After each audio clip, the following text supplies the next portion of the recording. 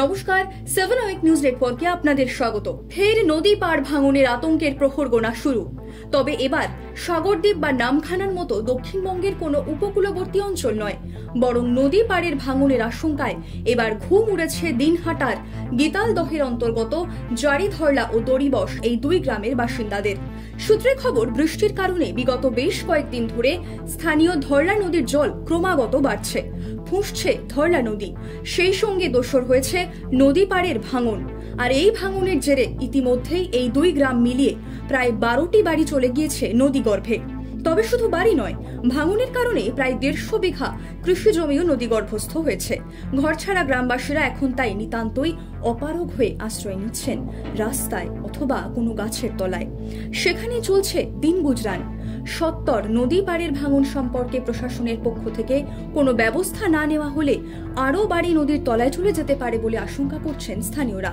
কি বলছেন তারা, শুনবো। আমরা আস্তে বসে বসে আছি, আমরা গরিব মানুষ, আমরা কি করি, কোনো পথেই নাই, গাছ গাছলা সব চলে গেছে।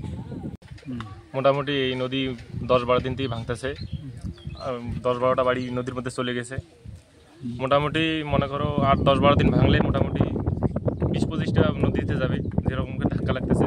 অন্যদিকে স্থানীয় বাসিন্দাদের এই সমস্যার বিষয় স্থানীয় গ্রাম পঞ্চায়েত সদস্য আবুল কালাম আজাদের বক্তব্য শোনাবো আপনাদের। গত প্রায় 8-10 দিন থেকে প্রবল ঝড় বৃষ্টি বন্যার কারণে আমার দড়িবশ জারিধরলার প্রায় 11 থেকে 12টা বাড়ি নদীগর্ভে চলে গেছে। আরও যেভাবে নদী ঘুরতেছে তাতে মনে হয় 30-40টা বাড়ি আরও ভাঙার সম্ভাবনা আছে। আমি ভিডিওর সঙ্গে কথা বলছি, উনি বলছেন যে আপাতত লোকগুলোকে একটা নিরাপদ জায়গায় আশ্রয় নেব, তারপরে আমরা তাদের সুব্যবস্থা করতেছি। ব্লক প্রশাসন সূত্রে খবর, নদী পাড় ভাঙন প্রসঙ্গে সেচ দপ্তরের সঙ্গে যোগাযোগ করা হয়েছে। বর্ষা এলেই বারংবার মাথাচড়া দেয় নদী বাঁধ বিতর্ক। এবার জারিধরলা ও দড়িবশ গ্রামের বাসিন্দাদের আতঙ্কের দিন কবে শেষ হয় সেদিকে নজর থাকবে আমাদের। দিনহাটা থেকে দেবদাস বিশ্বাসের রিপোর্ট, 7 আওয়ার নিউজ নেটওয়ার্ক। আরও বিভিন্ন খবরের আপডেট জানতে হলে 7 আওয়ার নিউজ চ্যানেলটিকে সাবস্ক্রাইব করতে ভুলবেন না, কারণ আপনাদের একটা সাবস্ক্রিপশন আমাদের কাছে অত্যন্ত মূল্যবান। জয় হিন্দ।